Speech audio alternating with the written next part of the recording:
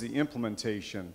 If you decide in 2021 that you want to move in the direction of this type of a resolution, that would actually help with the realization phase of a life peace zone, just to let you know. You would have to invite me in to talk for quite a few hours on how you progress safely in this new constitutional direction. I can tell you that we rang the bell during our celebration every 15 minutes to pray for Leesburg life peace zones, and we also blew bubbles as part of the diplomacy of life. It's a wonderful way to do things. No, we didn't bring guns. We brought smiles. We brought effort. We brought love. We brought compassion. And I ask all of you to continue to do the same. Thank you, sir. I'll be heading to Washington, D.C. to try to help in the healing process, the hope process in our nation here in the United States. God bless you all. God bless you. Any more? Yes, if you want to make a comment, please make your way towards the podium. Anyone else? 3 minutes, please. Hi, my name is Mark Provis. I'm a resident at Hawthorne Retirement Community, a community of some 2,000 people that borders the Palatlakaha River. I'm here today to ask you, the members of this commission, to reject the current development plan for Fox Point at River's Edge, to argue and to persuade you that the inclusion of language in the current plan to allow 16 boat docks in the current plan is a bad idea and that it will have numerous negative impacts.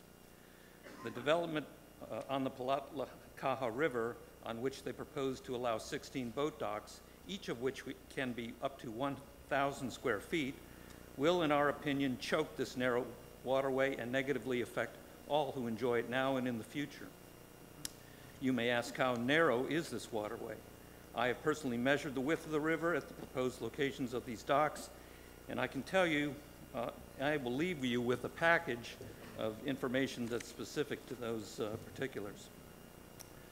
But I can tell you that from personal observation that pontoon boats routinely turn around at this location and cannot maneuver around another boat here.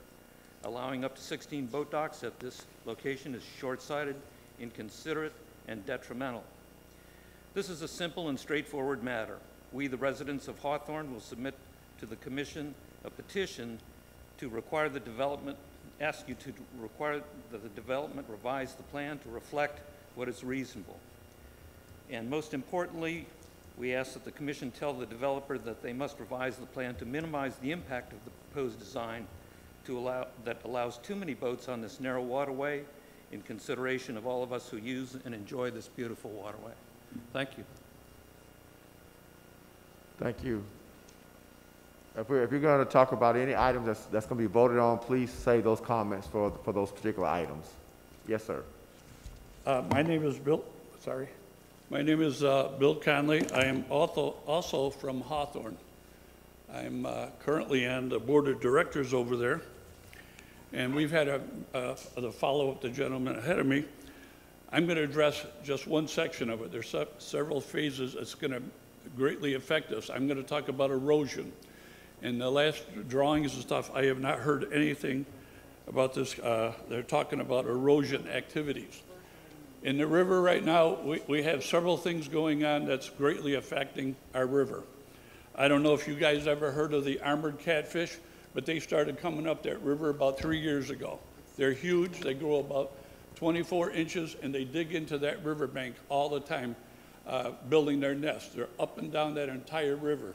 Our fishing club spends a lot of time trying to kill these.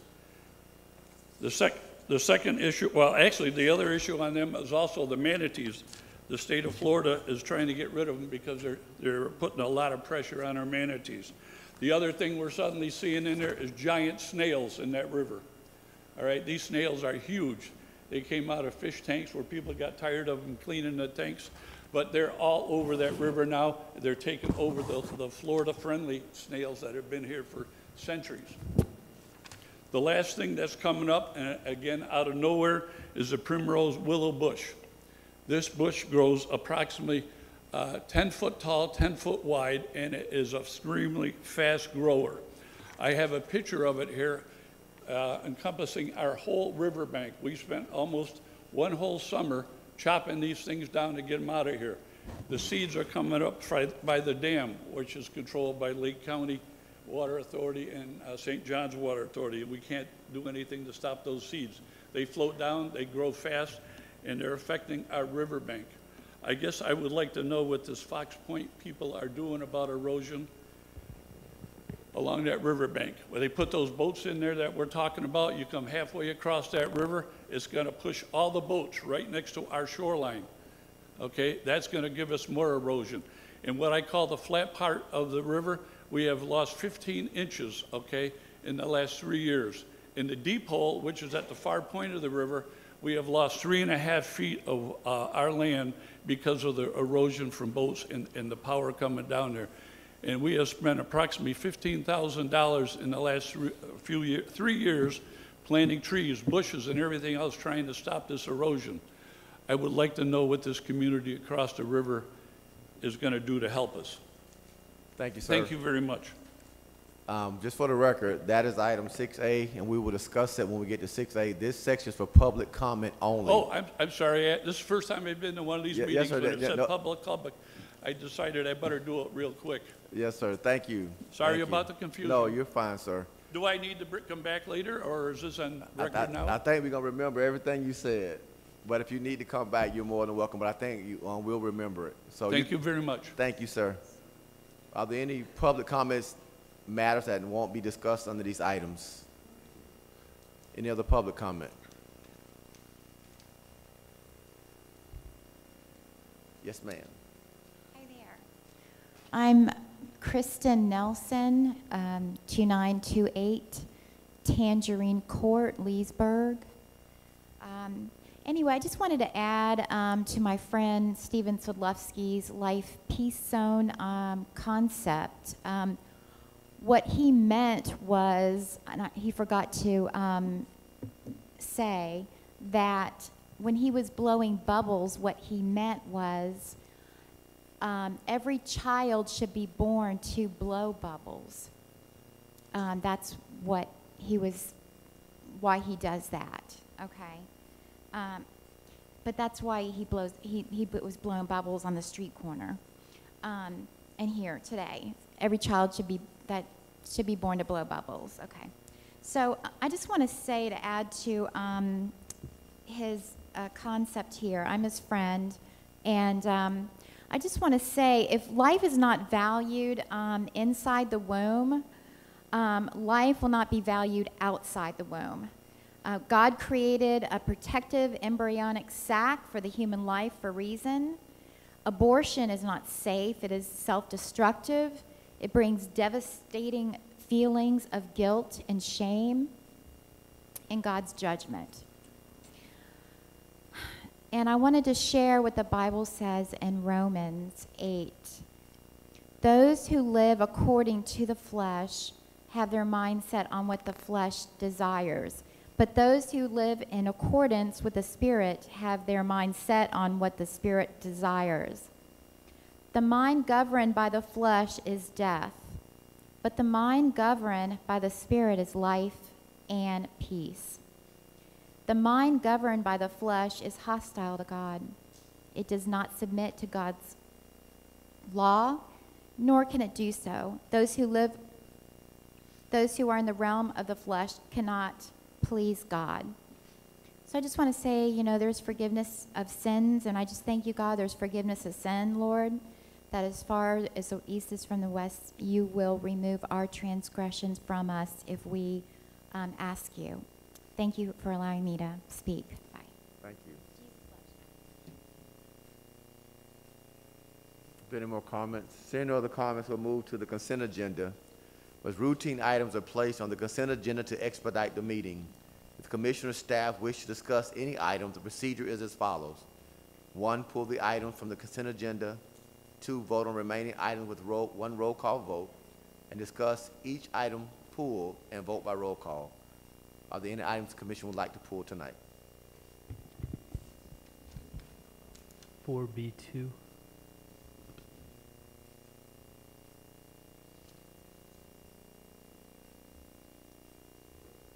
Nothing. Okay, seeing no other items, a motion to approve the remaining items? Move to approve the remaining items. Second. Thank you. Roll call, Ms. Andy?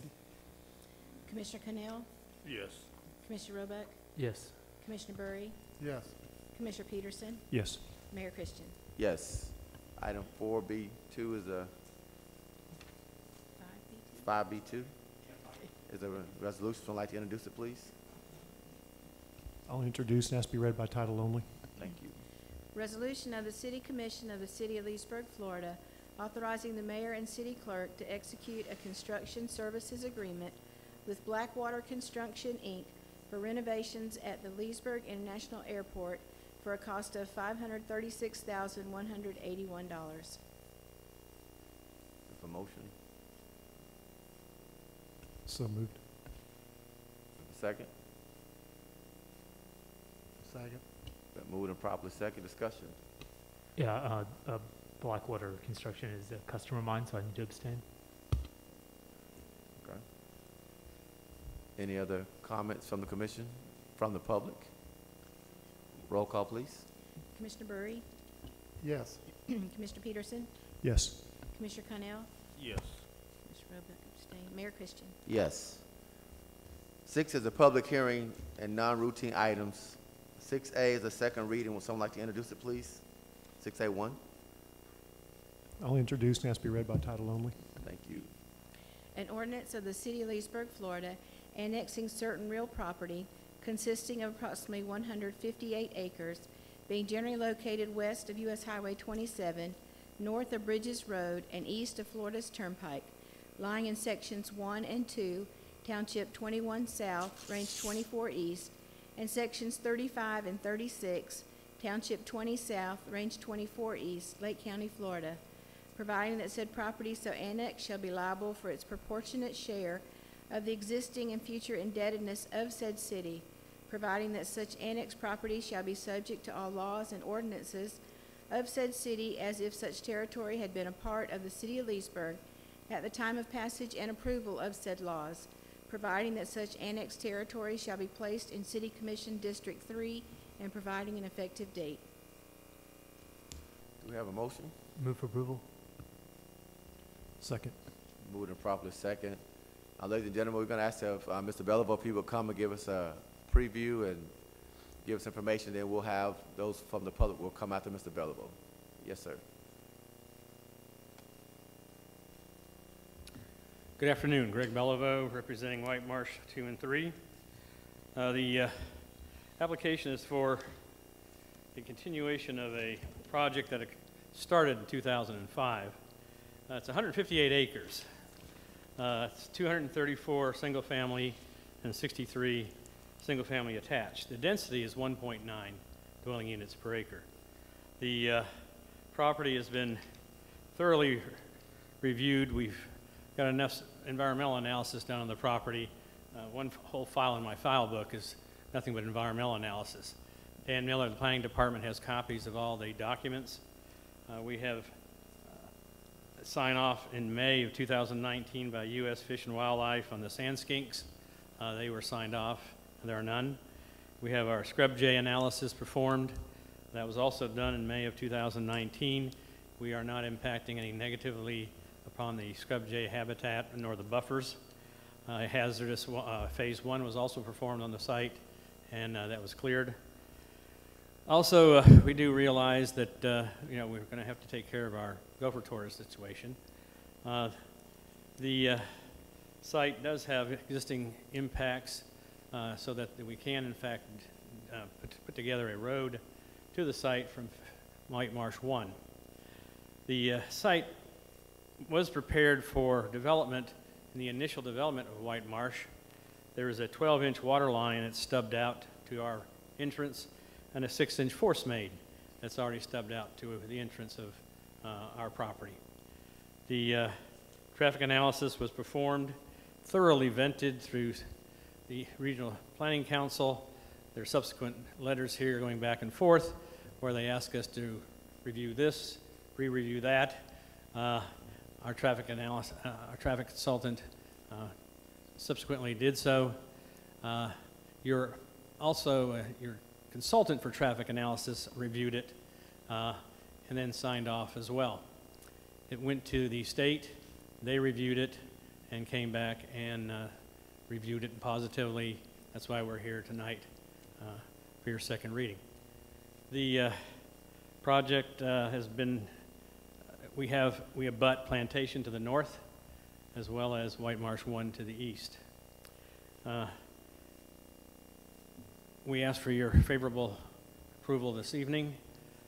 We've worked on all the conditions have been worked out in the PUD document. You can ask Mr. Miller to go through all the details. We've gone through those details. There have been amendments made to the document to look at the buffers to the north, the Plantation. Lot sizes were increased to the pod that was abutting to Plantation, make sure lot sizes were equivalent to the two projects. We consented to those, and I'm here to answer any questions. Question from the commission? I think I brought up during first reading the idea that because they have to go through that first community, putting in a time restriction for the construction. That's not a problem. Okay. Do we have a time frame that would be acceptable for construction? We can put one in for, make sure we don't do it like before dawn. I mean, so that we don't wake everybody up in the middle of the mornings, and then before dark, so we're not making sure. Yeah, okay, so daylight hours only, that's fine. That's fine. Okay. Any other comments? Okay, stand by, sir. I'm pretty much figured there'll be a few folks raising some issues. Thank you, sir. Thank you. Anyone from the public would like to discuss the White Marsh? And the two gentlemen that came earlier, if you want to come briefly, come and give us a snapshot of the project. Those guys from Hawthorne. That's a different? Okay. That's for Fox Point. Oh, okay. I'm sorry. That's for Fox Point. Okay. No public comment? Okay. Roll call, Ms. Andy. Yes. What? Yes. Yes, sir.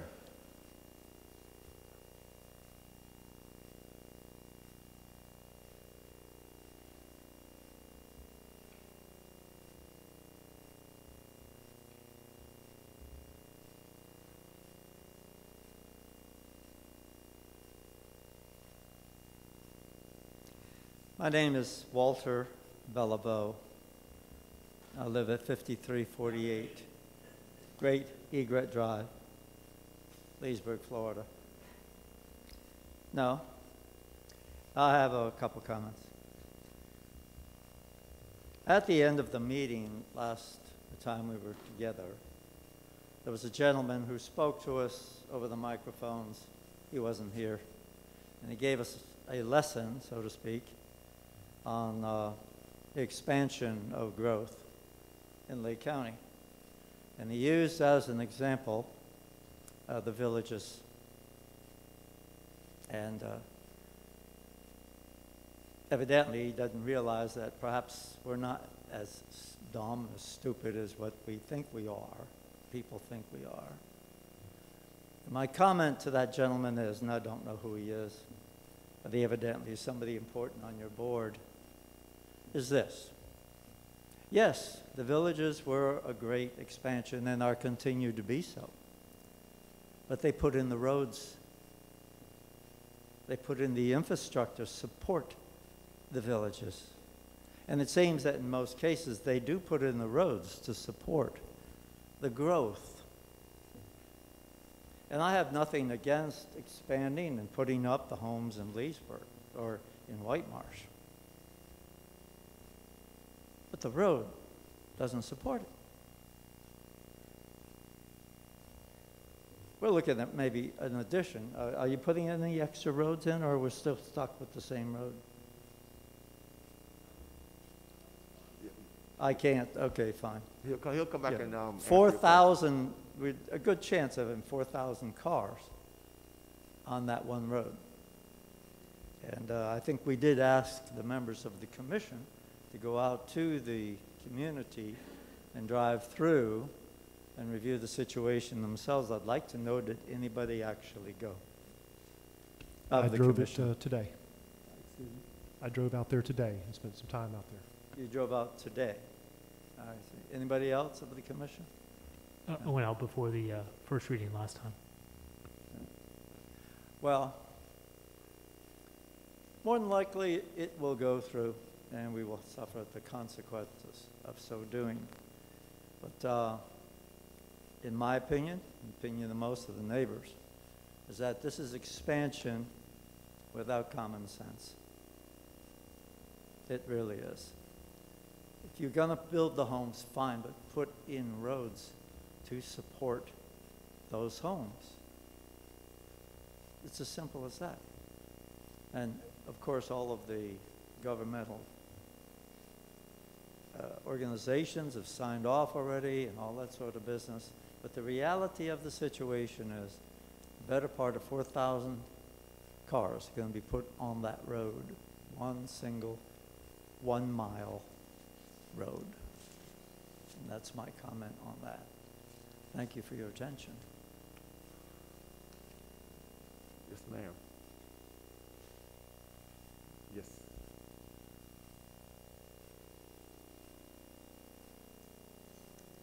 Again, I'm Lisa Christie at 5720 Great Egret Drive in Leesburg. I'm the first house coming into White Marsh and the last house leaving. And when we purchased our home in 2013, we contracted it for construction. We knew that it was about 70% complete there, and that totally there would be about 100 homes. And if you think about 10 trips per day per household, we're not a retirement community, so we're families and children and dogs. And a lot of people have 2 cars, and that's 2 trips out, 2 trips back in, going to work, that's 4. I'm justifying the 10 trips a day. There's 5 if you come back home to feed the dog and have lunch, and then there's 6 to go back to work. Your teenage daughter gets a ride to school and back, that's 8. And your 1 more trip out and back to dinner, or your son has friends that want to come over, that's 10 trips, easy peasy. So 4,000 trips a day with 400 households is very simple to do. Now, I walk a lot. We go up and down Great Egret Drive to 27 and back quite often every day for exercise. And it's dangerous at times just trying to cross the street to the playground, across the street from me, which is located right near me, which means these 400 households and 4,000 cars are going to be passing our playground. All of our driveways empty into these streets.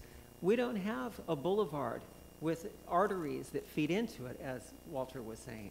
We are a community that is closed with all of the driveways coming into that one loop, and now we're going to have a neighbor, as far as we're concerned, 1 more driveway coming in with 3,000 cars spilling into our neighborhood. Not the 1,000 we already have, but 3,000 when it's said and done. This is the proposal. Now, I could happily live with 50 more households, and we don't know what it was proposed to be before this came along. We know that there was a big water line coming in, but we don't know what was supposed to be there. What was their plan? And it went up, belly up, because of the economy. That's what we're told. Or maybe it was because of the water, because I was told that there wasn't enough water to support another neighborhood. That's why our bills are so high. At any rate, 4,000 cars is troubling. And my biggest concern is for the children. We have tons of sandhill cranes. Mike, I don't think you probably saw any today. It was one of the days there weren't that many in our neighborhood. I didn't see that many, but we do have couples that come by, partner couples, they mate for life, and they raise their chicks around there. We have 12 crossing the street at a time quite often. My concern is for them, for the children, for the people walking the road. We are having a tough time getting across the street now. So if this goes through, or anything like it goes through, we're going to need stop signs, maybe speed bumps, and I'm sure that's not your concern. But we're not talking just about the quality of our lives being degraded. We're talking about a danger. We're talking about something that could be a public nuisance to our very livelihoods. If I'm afraid to go out my front door for being hit by a car, and it does happen, how's my lifestyle? That's pretty nasty, and it's not a good thing to create a public nuisance. Thank you.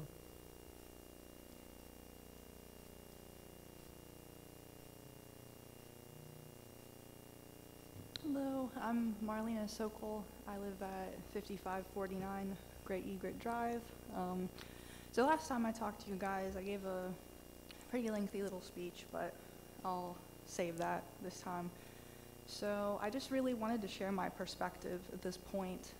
So as Walter touched on earlier, right, so as has been outlined, everything is pretty well set, ready to go, ready for approval, and I get that, right? So adding these developments, it's more revenue for the city, and that's something you have to consider. Every city does, right, if you want to grow and sustain that growth. But really, I wanted to share my perspective today as someone who's young-ish and relatively new to the area. So we've lived here for a little more than a year. And what initially attracted us to move to Leesburg was that it's rural and that it reminds me of home. So I'm from West Virginia, and so the rolling hills through this area and through Claremont kind of give me a piece of that. And so basically, I'm sharing my perspective in that, you know, with development, you're trying to draw more people to Florida, right? And what drew me to Leesburg specifically was that rural, peaceful sense of living. And to be completely frank with you, I had no idea that there were additional developments coming to our neighborhood, you know, whether it's 100, 200, 500 households. I didn't know that moving in. Had I known that, I probably wouldn't have moved to White Marsh, to be perfectly frank, because that kind of contradicts what I was outlining earlier with my ideal neighborhood to live in, which is somewhere that's peaceful, as Lisa had mentioned, somewhere you don't have to worry about crossing the road and someone decides to go 40 in a 25 and knock you over. That's also happened to me before. And I've also seen what she's talking about with the sandhill cranes. There are a ton of them. They just hang out in the road. And you can see how it also be a problem. It's not a good situation. So I understand I'm expressing the commission does things. Hope that, you know, that have, please take that into can safely speak for the rest of my neighbor's point without the addition of roads to get in and out of there. Thank you. Thank you. The road there.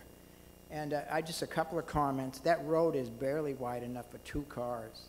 If you start putting in a new road and taking out the sidewalks, it's just not going to work. I have never been to any of these meetings before. This is the first one. And I thought it was going to be pretty much a meeting of just White Marsh, but this is all of the city's business.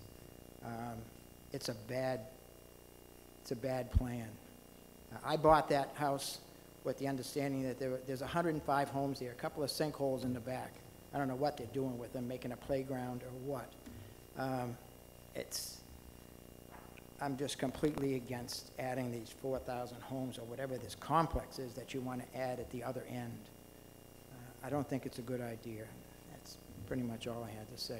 Thank you. Thank you, sir.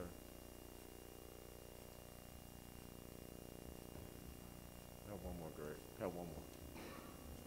I think someone's coming up.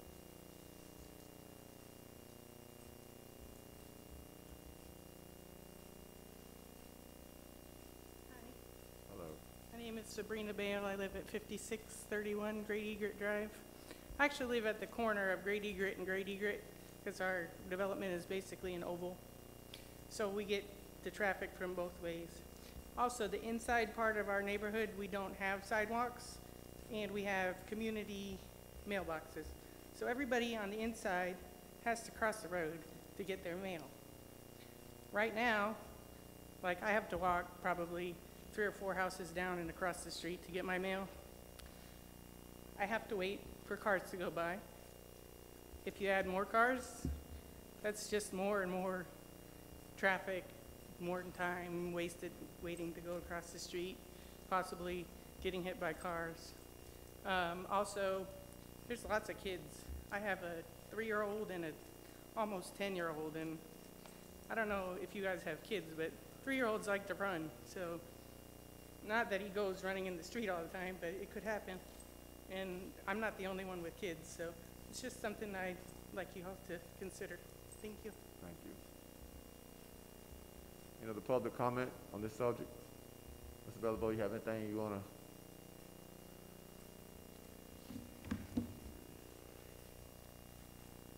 Well, let me make some corrections here. The project is not 4,000, it's not 400.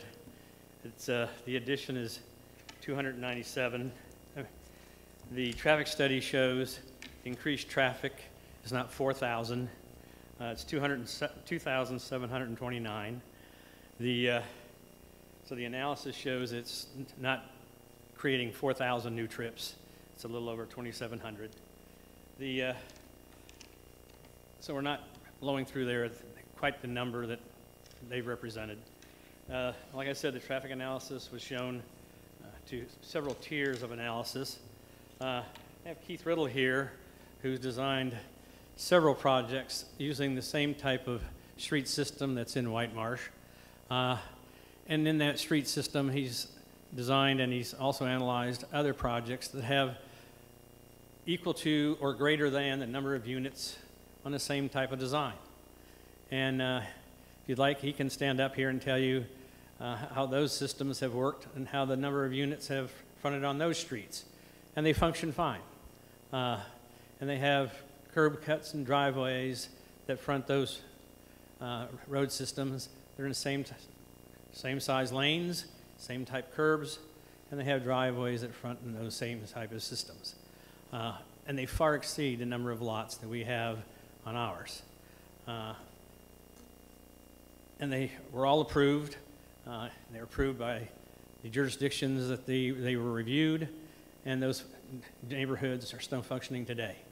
There are traffic calming devices that can be placed by the government jurisdictions if in fact we find that traffic is getting a little testy. Those traffic calming devices can be placed there. The AM peak hours impacts have been reviewed, and all of those levels of service have been signed off on.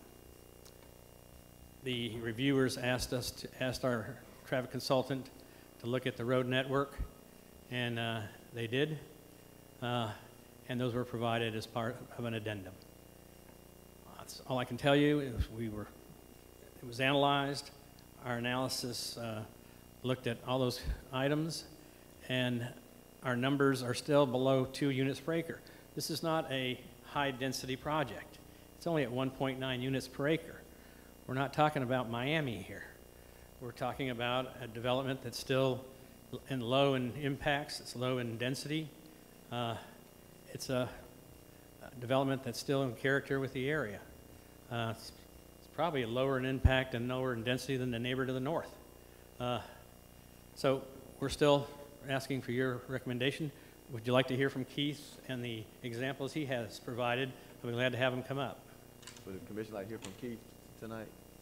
Well, Keith, you already there, so go ahead and say something. I just have something I want to add. I'll give you the examples if you want, but the number of homes we're proposing, including the number that are already there, do not justify a 4-lane road. So the only upgrade to a road we could do would have been to make the lanes wider in phase 1.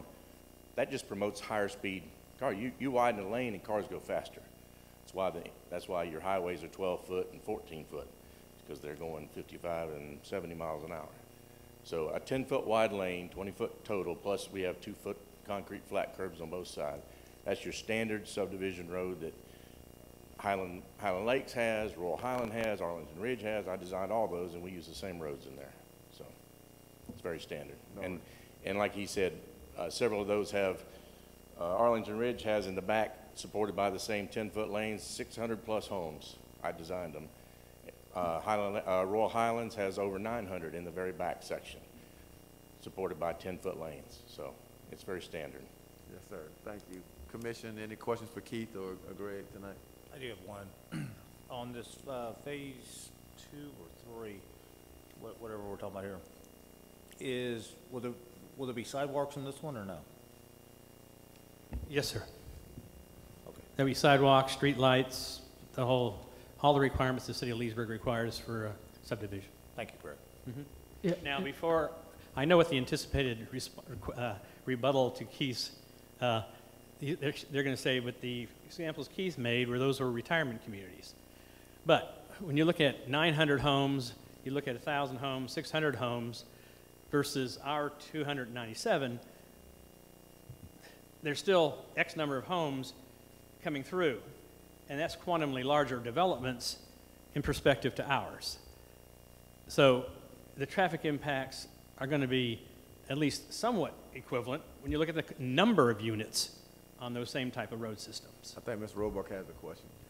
Yeah, just on the sidewalks, it's been a couple weeks, but my recollection was that phase one had sidewalks. White Marsh does have sidewalks on one side.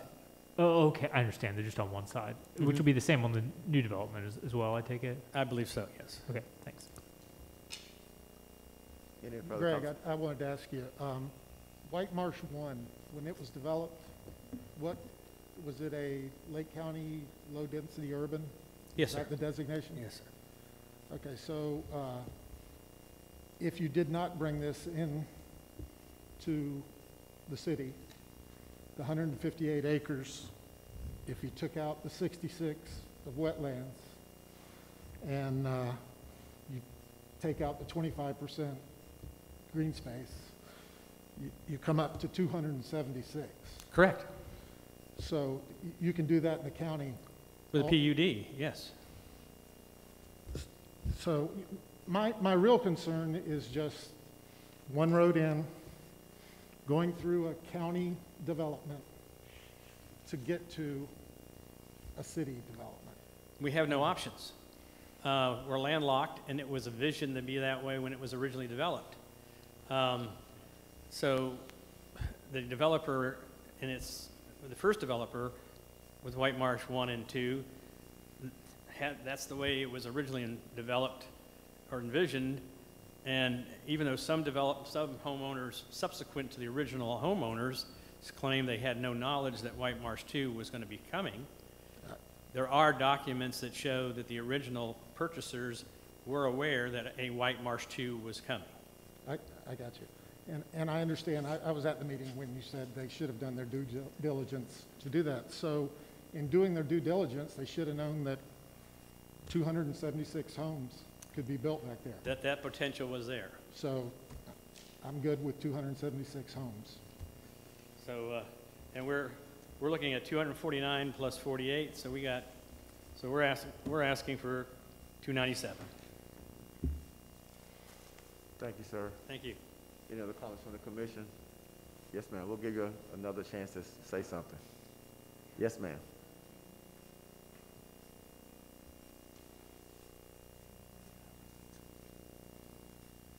My name is Lisa Christie again, and my question is for Mr. Keith Riddle.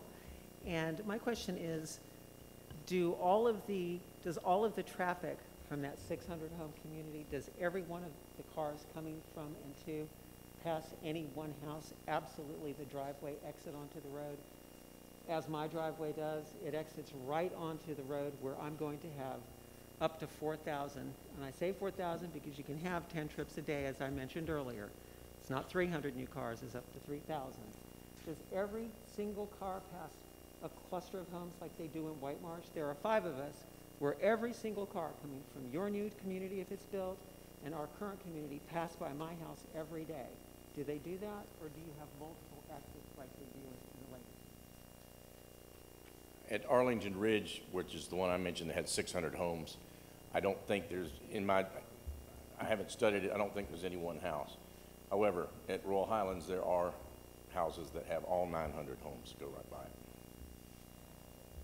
Because you come in on the boulevard, it tees, and then you go right, or you go north, or you go south, and there's 900 homes if you go.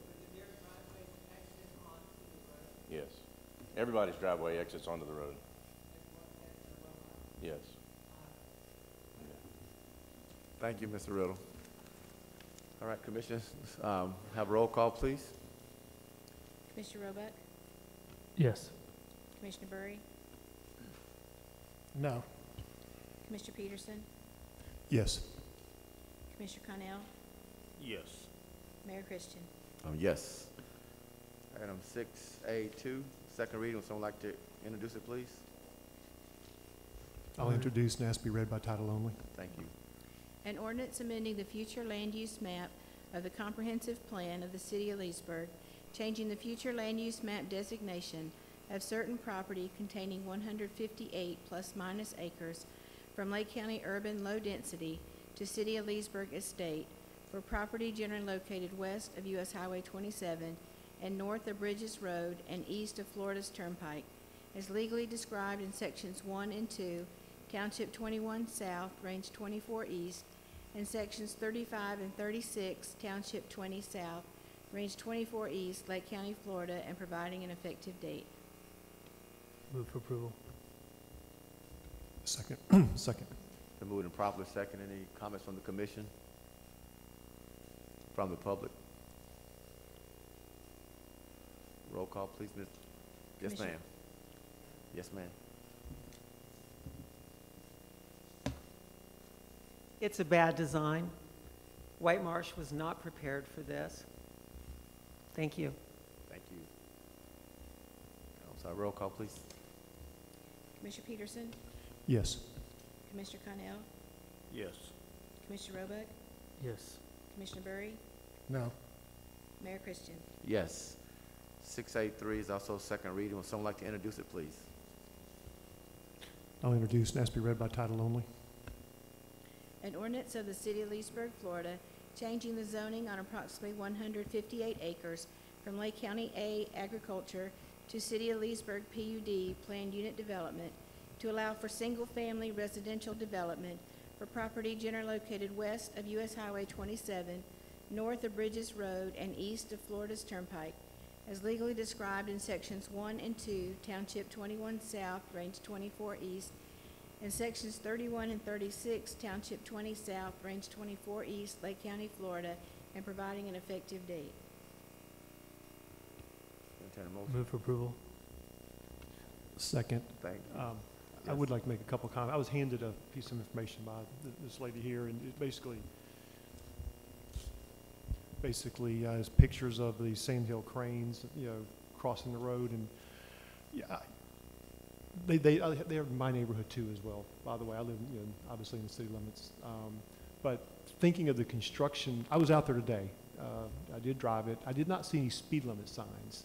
So with the trucks coming through there for construction, maybe we could talk about, some more speed limit signs. We do need to slow the traffic down or keep it to 25 miles an hour in there, especially with the trucks. So I bring that up. And I'd like to make a motion to amend the PUD to restrict the construction hours to daylight only. Second on that amendment. A second. Any discussion on that amendment? No, I mean, the speed limit, I believe, in all communities like this is 25. I think we could improve the signage in there, if that's normal for this type of development. So we can't put it in part of Is the that going to be in the county? I mean, The problem is it's a county road. The city doesn't have any authority to place signs or traffic calming devices or anything else on that road. I imagine if we offer to pay for a sign or two, the county probably put them up. We can, yeah, Commissioner Roebuck's correct in that, and as well as the attorney. Bottom line is, we have some friends in the county who work with us on that, so if we need to get some speed limit signs up, we can get them up.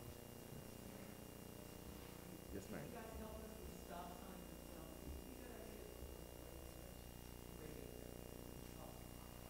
Okay, now you're getting a little problematic. All right, because now we're designing it. It's not in our control. But what we'll do, after the meeting, let me get your phone number, your name, and what we'll do is we'll get with our traffic people here and at the county, and we'll get with the people that we need to get with, and we'll work out an inter-cooperative deal to get the signage up. Thank you. We'll take a vote on the amendment, please. And that is for To restrict construction to daylight hours. Commissioner Connell, Yes. Commissioner Roebuck, Yes. Commissioner Burry, Yes. Commissioner Peterson, Yes. Mayor Christian. Yes. Do we have any public comment on item number 3, 683? If not, any commission comment? Roll call, please, Ms. Andy. Commissioner Roebuck, Yes. Commissioner Burry, Yes. Commissioner Peterson, Yes. Commissioner Connell, Yes. Mayor Christian. Yes. Thank you. For the residents, please work with our city manager. He works day-to-day operation of the city, so any concerns you have, he'll be more than happy. Sometimes they can do more outside of meetings than they can do inside meetings, working with our county legislation. 6B is its first readings. Would someone like to introduce 6B1, please? I'll introduce and ask to be read by title only. Thank you. An ordinance of the City of Leesburg, Florida, rezoning approximately 14.09 acres from PUD Planned Unit Development to PUD Planned Unit Development for property generally located east of US Highway 27, north of County Road 48, and south of Commander Road, as legally described in Section 14, Township 20 South, Range 24 East, Lake County, Florida, and providing an effective date. This is the first reading of layover. I know gentleman's here talking about Fox Point. This is the Fox Point item. Anything you want to add to the record? I've got a question for staff Yes, sir. as they're coming up. No, the docks were already approved, aren't they, under the original PUD? Under the original PUD, which goes back to 2000, I forget the year, 5, 6, something like that, the docks were allowed. And that we kept the same conditions basically to allow docks. I understand there may be And we're some reducing effort to reduce the size, control the size. So we're keeping the docks just as they were approved, and we're actually reducing the amount of houses. Correct. So they can have more houses and docks or less houses and docks. Same number of docks, fewer homes. All right, and I would just say I'm happy to hear the comments, but Hawthorne has 120 slip marinas. They contribute the vast majority of the boat traffic on that canal, and if they would like to remove some of those dockage, I will not have any issue with them doing so. All right, this is the first reading on Fox Point. Sir, do you have to, I know you came tonight first time. You want to have any comments? And you heard what the staff has kind of reported, so they're here to help. And this is the first one. We're not voting tonight. This item will actually come back February the 2nd, the 8th, February the 8th for the second reading. Well, thanks again. This time I'll follow the procedures a little closer. I thought I only had 3 minutes, so I was trying to rush through there to get through some of the stuff. So I just wanted to thank you guys for the opportunity to discuss this. So I'm going to repeat a couple things that I had planned that I missed. Right behind you guys and ladies, there's a big body of water. And Hawthorne, our fishing club, boat club, for the last 6 years has been helping the big tournaments that you guys have out of here. One of the first things they do when they come in here and start checking, they go right up that river, okay? And when they have the day of the tournaments, some of them haul right up there. Now, why do they do that?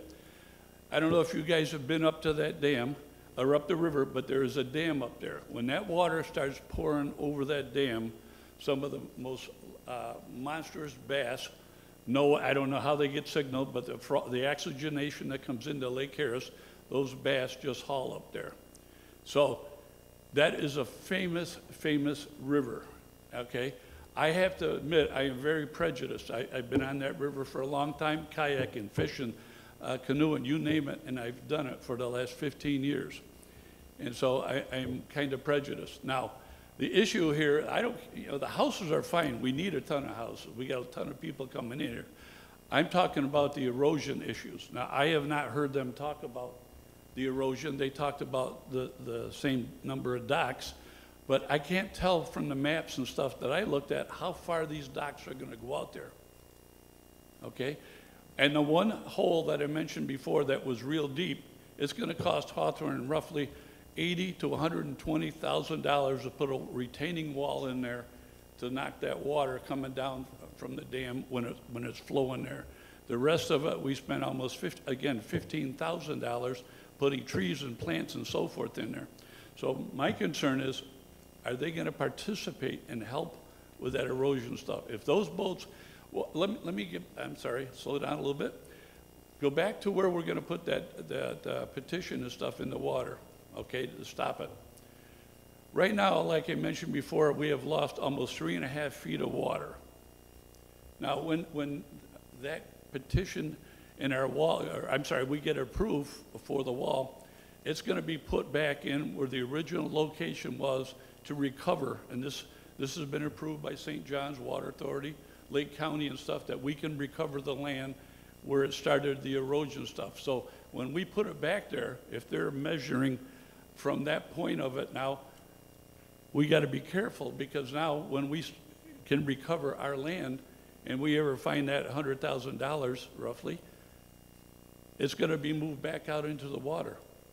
And they're going to put the aluminum up, they're going to put crushed stone in there to try to backfill that, and then on top of that we have to put dirt and grass. So there is something coming up on that. I don't know when we're going to get that money, but eventually we're going to get it. And my concern is I would like to hear somebody talk about the erosion effort, how they're measuring from their side of their river to where the docks are actually going to go. I do not have any information on that. Dan, will St. John's have to permit the Pardon? docks? I'm asking Dan Miller, with staff, with St. John's be involved in permitting the docks?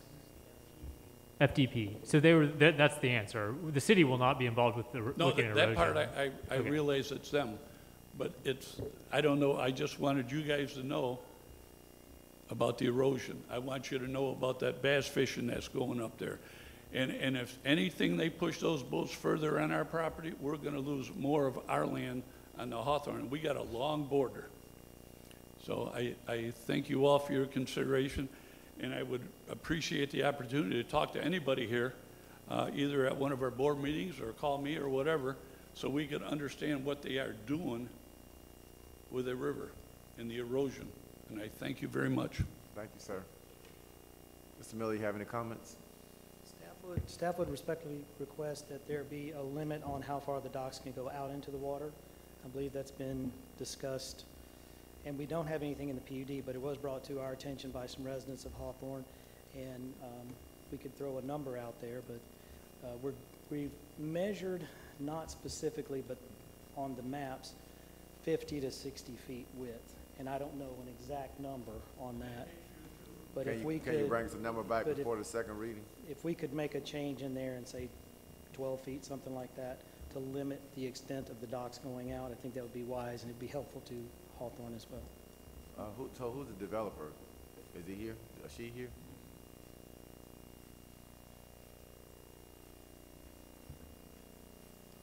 Take this thing off, thank goodness. I'm David Stokes with Madden Moore & Stokes. We're the civil engineer on the property. The applicant's not here tonight. However, we do have an environmental consultant here this evening. He can kind of talk about DEP regulations, but some of those details on the dock distance and stuff, there's a lot of regulations that govern where those can go and how they can go. I can have him come up, answer a couple of questions. That's fine. But if they're extremely detailed, we might have to check some code and come back with the second reading. Yeah, I don't want us to do anything on the fly. I would like for you to get with staff and come up with a number that you can live with, Hawthorne can live with, and it's gonna be good for the city and the department. I'd appreciate that. They give us time to check code, check with staff, and then come back with the right numbers next time. Environmental, since he's here, you wanna add anything for us tonight? Jay Baker with Biotech Consulting, 3025 East South Street in Orlando. Yeah, there's specifications we're gonna have to meet to, basically we're reserving the right for those residents to build docks. So it's not like a full construction plan. We're just laying the groundwork for those residents to be able to build docks later. Okay.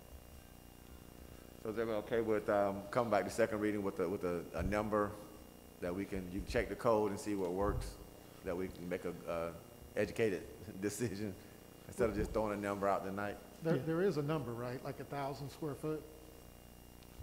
But Yeah, distance out. These docks aren't going to be anywhere near 1,000 square feet. I thought there was something in the. I think the 1,000 square foot is, I think, the threshold of state permitting to Yeah, DEP. But I'm more concerned with the projection out Right. into the river, not the overall square footage of the dock. Right. So those specifications, they're going to definitely adhere to like the navigation. They're not going to let us build docks that it's going to impede navigation, in other words. But I mean, I would want a number of what you're proposing, and I personally would want it put in the PUD that those docks can't project out more than either a percentage of the width of the river or just a flat,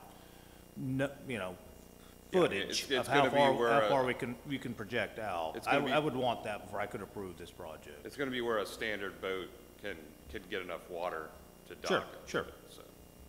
But I think he's asking for a number, so if you guys can come back before the next meeting and with your best educated, guess, so we can have something to vote on. Yes, sir. Thank you. And if any residents want to get with the developer before next meeting, I'm sure they're more amenable to share information with you tonight. Thank you very much. Thank you. And just for clarification, I guess, trying to learn something here. I didn't think we had any authority. I thought this was all at the state, either St. John's or FDEP as far as the docks. And I think what he's saying is when the owners go to build their docks, they have to pull a permit. I guess I'm trying to ask, is the city involved in that permit, or is that strictly FDEP and St. John's? The city permits residential boat docks. They do? Just Okay. once you trip a certain threshold, then you have to also get a permit through DEP. Okay. But under that threshold, strictly City of Leesburg would be issued the permits for these docks. Okay, thank you. Good to know. Okay, we're moving on. This is the first reading of this level. February the 8th, when that will come back. The next year will come back sometime in March is 6B2. Someone like to introduce it, please? I'll introduce and ask to be read by title only. Thank you.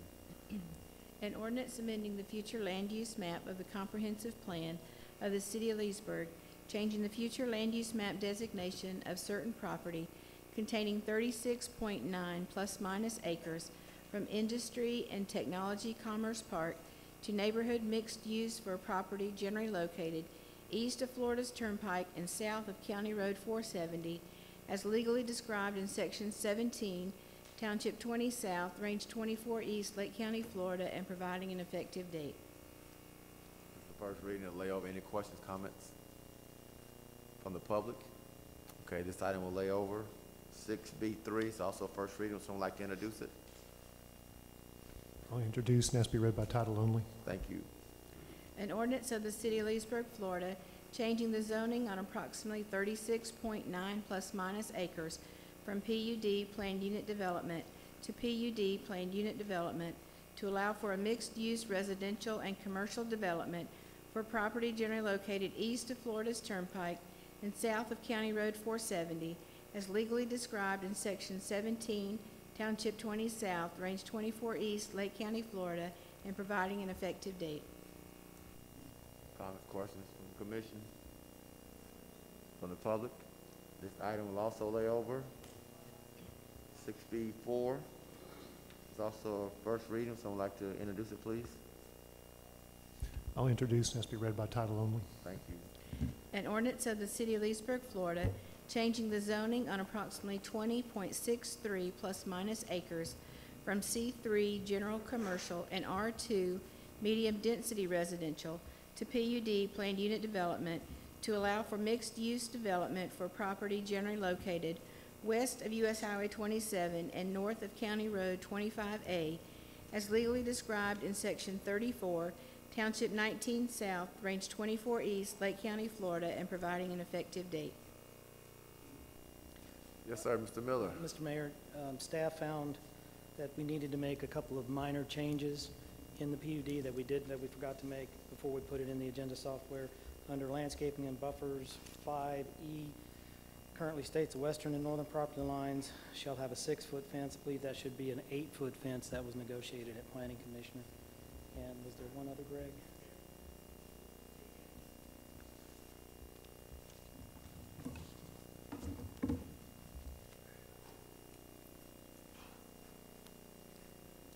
Dang mask.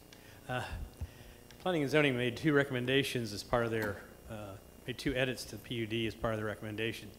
One, the 8-foot wall or fence was negotiated with the adjacent property owners, and the also in the list of approved uses under commercial was the allowance to have a commercial gas with pumps as an approved use, since we had one across the street, and that was the only additional use, and they agreed to do that as well.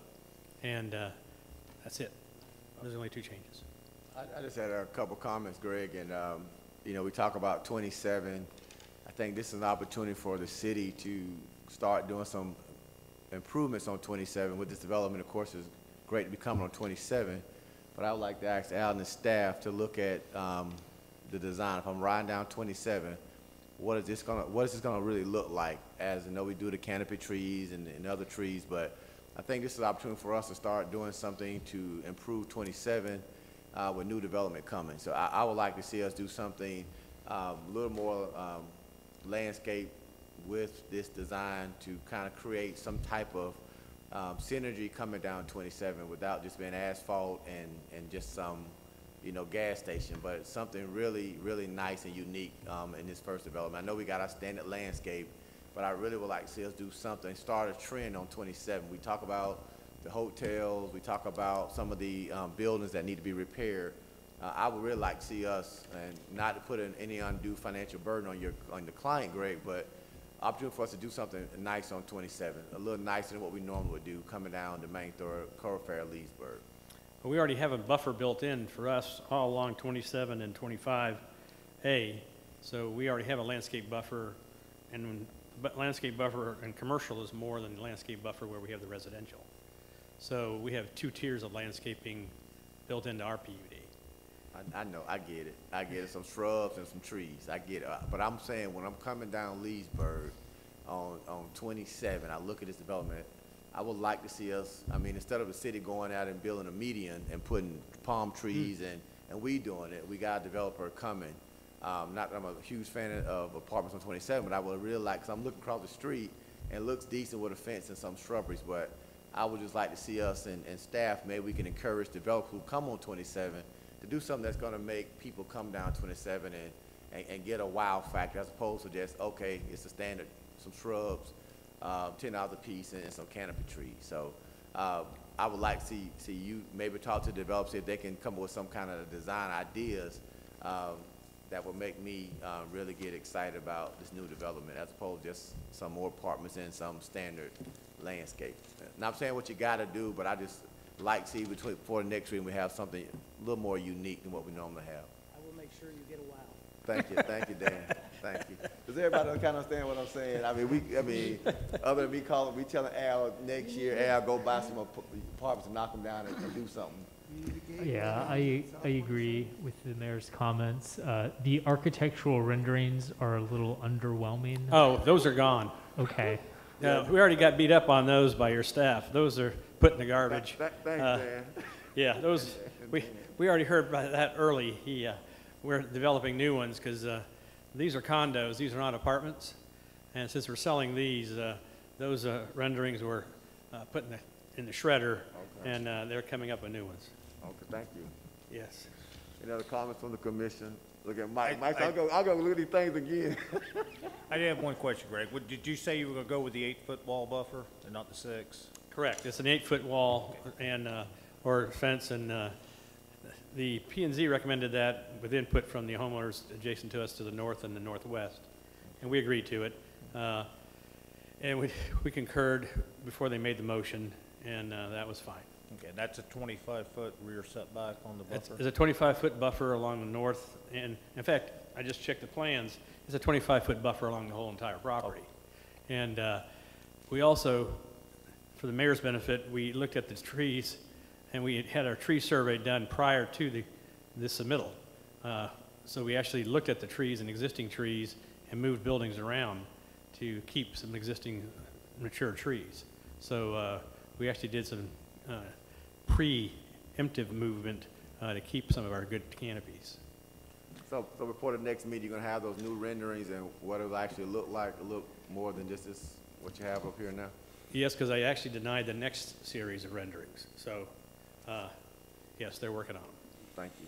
Thank you, sir. Yes, sir. And I was just going to make a comment. I know they already negotiated the 8-foot fence, and I'm fine with that. But I just want to go on the record and say that I have been I guess I'm losing interest in these fences. And I noticed it today when I drove White Marsh, that they have a landscape buffer between them and the development to the north. Which one? Plantation, yeah, I'm sorry. And it wasn't much of a landscape buffer, but I mean, I guess I'll go on the record and say I would like to see us focus more on, better landscape buffers. These fences look great now, but I'm worried about what they're going to look like in 10, 15, 20 years, so enough. Don't start Dan with those white fences. Any other comments from the commission, from the public? Okay, this item will lay over to February the 8th as well. 6C is non-routine items are none. We have financial reports for information from November 2020. Is anything staff to update us on those? Unless you have any questions. Any questions from the commission? Okay, city attorney items? Nothing tonight, Mayor. City manager items? Just one this evening.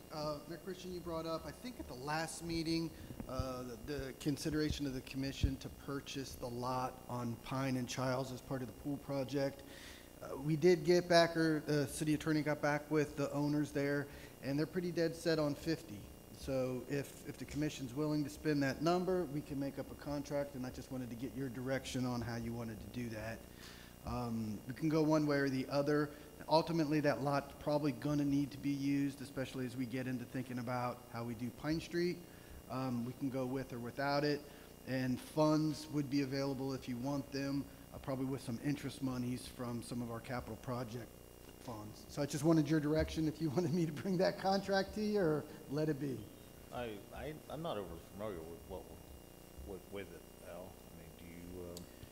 We're, on the pool project, we're going basically Canal to Child, Pine to Magnolia, and that would be the the northwest corner of Child and Pine. There's a little teeny lot that we never acquired.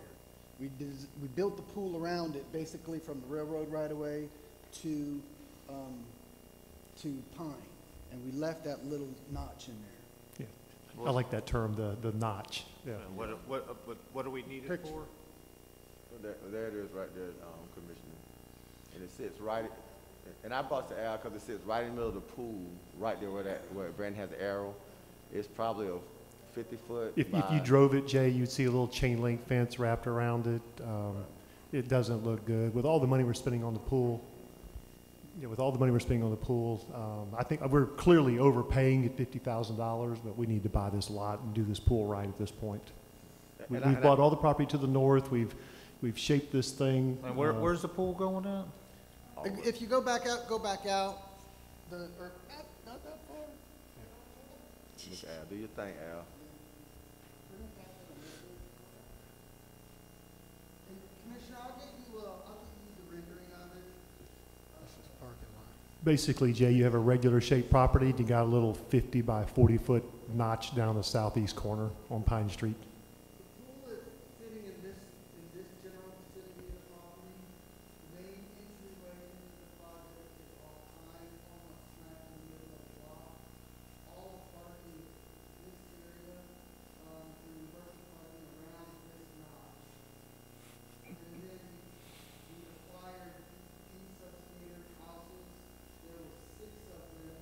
There are 2 left, one here, this one, and this one. So this one, and there's one here as well.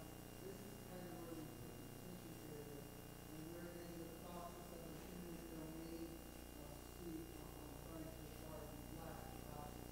That was basically the project with not